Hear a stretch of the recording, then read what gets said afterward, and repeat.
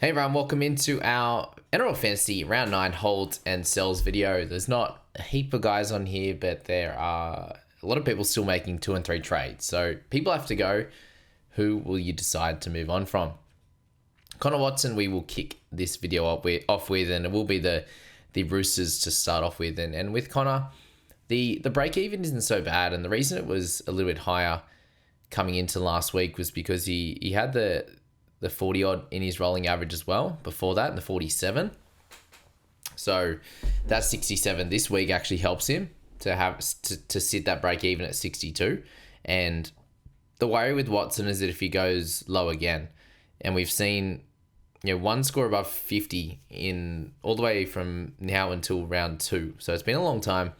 Just had that one good score last week at 67, and he's had some try assists and stuff as well, which you'd think would really, really help him. And the sad thing for him this year is the tackle numbers. Like, he's played 71 minutes a game. It's 40 tackles for him. It's actually fairly low, surprising. I thought it was going to be a bit worse, but he's had a few games there of 29 in round 6 and round 8, and they've really hindered his scores. Like, in that game, he had 29 tackles, 2 try assists to get to 44, and at the moment, it needs to be a really good base stat game for him to hit a really good score, and that's where I think people are selling him. And I understand Watson to Clark. I understand him going to a lot of the top tier guns because of the fact that he's likely to play Origin, miss heaps of games, and misses next week as well. Has a higher break even. If he goes 40 odd or 30 odd, he loses some more cash, and then he's even cheaper going in to sell him next week. So I understand the sell for Connor. Feels a bit gross. Like, I personally think he's going to come out and score well this week. But if you're going to sell him already anyway next week, and there's someone that's in a better break-even situation this week, then I do understand why you would do it. He's still owned by more than half the game in the top 5,000. So, yeah, a lot of people sitting in my boat in owning him for a couple of those low scores, especially after how well he did in those first 2 games, going 49 tackles in both of them. The tackle numbers, apart from round 7 against the Panthers, have been really, really tough to view, and not getting the meters gained and very limited offloads and stuff that you would hope from someone like him who's got a good running game. So Watson, I think you can sell. Siua Wong, this probably just depends on you and your side personally. Like, I've got him right now in my edge spot, and I don't really have anyone else that can cover right now for round 12. Look, I might think to upgrade him. Right now, he doesn't have a crazy high break even of 52. The base stats have just gone from him and from Watson as well. You see here, he was able to do it in a multitude of ways across round 2 to round 5, whether it was in attack in round 5 or in pure base with the odd tackle break, the odd offload in those other rounds with good tackle breaks with over 100 meters gain, or 40 and 50 plus tackles, which the tackles have fallen away, 32, 34, 25. And similar to what I was saying with Watson, I think he could go really well this week if things improve on the base stat side. He also is up against Herbie on that side, which is a bit tough. So I think with back-to-back 45s, he's a guy that you can hold. It's coming off a 32 as well. Price at 47, back-to-back 45s, I think he's fine to hold. People will sell, and that's cool as well. If you don't need him, if you have 3 edges for round 12, then I think you can sell him as well. Next, guys, I just want to shout out everyone who has already transitioned well over from the Discord into the public Facebook group. And yes, this one doesn't cost. The link is in the description for that one. We do have the JBFA private group, which has the JB plus symbol. I'm seeing a lot of people trying to get into this one and also getting into the private group. The private group is paid. I won't accept your joining into that one, so try not to bother, please, with the member requests. So I'm getting him in for this one, which is great. Everyone's been nice so far. There's been a few more people actually commenting and replying on the different posts, and we'll have a thread for game day and all that kind of stuff as well. So get around it, guys. We're already up to 560 members, which is awesome, and that'll keep going over the next bit. But just want to say a big thanks to everyone who said some kind words in DM to me or on the in an email. I had a couple of them, so thank you for that, or in the YouTube comments. It's been great, and a lot of people piping up and saying that they didn't enjoy the experience either. So yeah, good to see those messages popping up, and I do wish someone or a couple of people said something sooner. I would have removed it sooner, but yeah, good to see that everyone is liking my stance on it, which is exactly how I feel, and I know my missus was happy about it too. I mentioned her when we had some things go awry a couple of months ago, and she's like, you probably should delete it, and I didn't at that point, so I'm glad I have at this point. And yeah, that's how you do it. In the description, if you want to jump in the private group, we had a few people jump in today as well, so thank you very much to guys that are interested in that. $30 for the year, guys, if you want to jump in and support me and get help from other like-minded people and get all my insights and all the good stuff there, one-on-one advice. Naufahu Whyte, I think he's the clearest hold of all of these guys, to be honest. I'd rather sell Watson and Wong before I'd sell Whyte, because you need 3 mids for round 12, and I just don't see many of them being top tier guns for you. Like, you've got Tarpanese, you've got different guys like that, and I will be going through a buy planning video later tonight, which you should see tomorrow night or something like that. Yeah. But like, mid's really hard, and if you are buying like AFBs and McInnes's, they've got buys in round 13. So if you're selling a lot of your big dog mids, Haas, Yo, these types of guys, then Naufahu Whyte's really important for round 12, but also round 15. So I personally would hold him. The base stats have been terrible, as I said, for the Roosters, and he's got heaps of 50-plus games, a couple of 60-plus games there. Went 58 in round 7, and round 8 there, they absolutely dominated, and he still played 49 minutes, just no tackles. And when he's getting the tackle numbers up, he scores 50-plus. It's as simple as that, and he's priced at 46. So I think he still has money to make compared to the other guys. Rob Toia, averaging 37, priced at 33. It's nothing to sneeze at, but a couple of 20s over the 2 of the last 3 weeks.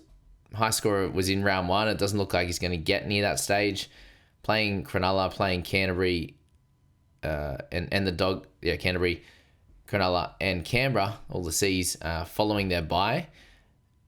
I think it's a pretty tough situation to see him going and hitting sort of a bunch of 40s. You could easily see some 20s in his game, like we saw here.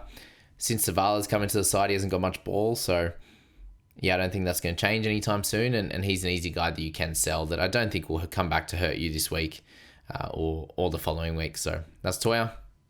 Kalyn Ponga, we'll talk about him every single week. Break even still high. Can he score up with that? It looks like Whiten's probably going to be out as well, so this Rabbitohs side is completely decimated. If he doesn't score well this week, then something's really, really going wrong, and then he plays the Titans and Para the 2 weeks following that. So I understand you're looking to sell, price at 41. He could go, he's just averaging 28 in the last 5. But if something turns around for this side, then hopefully it does. Ponga, Sharp, Lucas, Marju, all the good stuff there. Then having these types of guys could make your week. It could obviously hurt you as well, but if he scores 28, priced at 41, it isn't the end of the world. Whereas when he was priced in the 50s, it is. So think about it from here on rather than what's happened before. It's so gross, but surely at some stage the Knights can play better, and it has to be this game against the Bunnies. You can sell though, I understand if you do.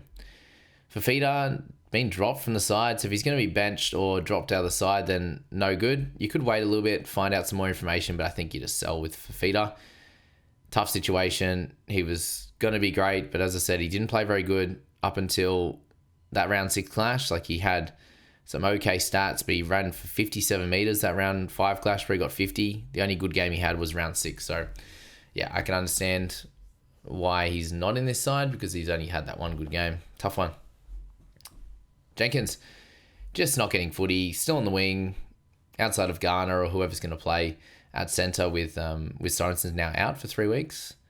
So yeah, and then unsure if he's going to get back to centre. Casey McLean probably comes back on the side, and Garner goes into the edge. He's just not scoring well enough after he was in the centres and then got a bit of luck on that left-hand edge that first game when he didn't play centre. 20 since then. Not getting enough ball. Even got 28 with 2 line breaks the other week. So, yeah, just 82 and 89 run rates the last 2 weeks. It's disgusting. So, got to sell, I think. Hubner on the bench this week. I don't know if it's going to stick that way, but if it does, then I think, unfortunately, he's probably a sell. It's not a priority sell, but I think you can use his cash to go up or down. Plath at 652, priced at 49, bit of a high break even. I can understand the sell if you think that he won't be back next week. If you think he's going to be back next week, then he's helpful mid or hooker for round 12 as well. And we know he was scoring great before this injury, so it's a bit of a hit and miss guess as to how it ends up. If you think he's going to play next week, hold. If not, sell. Stuff for Toia. Break even's fine at 40. I think he goes pretty well against Dragons, to be fair. Then does come up against Melbourne, which will be a bit harder the following week, but misses 12 and 15. So he's a guy that you can sell over the next few weeks. It doesn't have to be now. I may hold him myself this week. He may get sold as well. I'll have to work it out across the next couple of days. But he's done his job. Averaging 44. He's not a keeper long term, like a top tier keeper. So at that price point of 517, you could use him if you have a bunch of centers, go elsewhere. If you want a better center like a Lucas or Fermor or something like that, then that's great as well. Thomas Cant is priced at 47, out of the game this week. Won't get a starting side unless there's injury, so I think you use his cash and you sell unless you want a looper. Isaah Yeo, 827k, break even of 68. You can sell this week. I think it's a bit odd. I'm seeing people doing it. It's a bit of a funky move. I think he gets lots of base stats against the Broncos. They play heavily through the middle with Haas, with Carrigan, all these types of guys. He'll get work there. Jensen, all the rest. And then as Cowboys following that. So a couple of, it doesn't really matter for him matchup wise. He was going really well before these last 2 weeks, 65, 69, 78, 61, and then the 50. So any scores in the 60s are great for our 17s. And I'll personally be holding until round 11, and then I'll probably sell, I think. So you can go early because you're going to sell him anyway, maybe. Or, yeah, just roll with it until round 11. Olakuatu, I'm seeing a few people sell him along with Ruben Garrick, which feels like just mistakes. Garrick, I think, is a buy, not a sell. Olakuatu was a clear hold. I thought he was a hold coming into last week. He now scored a 78, so he 100% is a clear hold following this week. Use him as a looper this week, guys. Looping is very important and very helpful. I don't have any loopers this week, and I'm a little bit jealous of those that have a Garrick or Olakuatu or something like that. Had some massive score, has a lower break even coming into next week. It's a silly sell just because he's on a bye.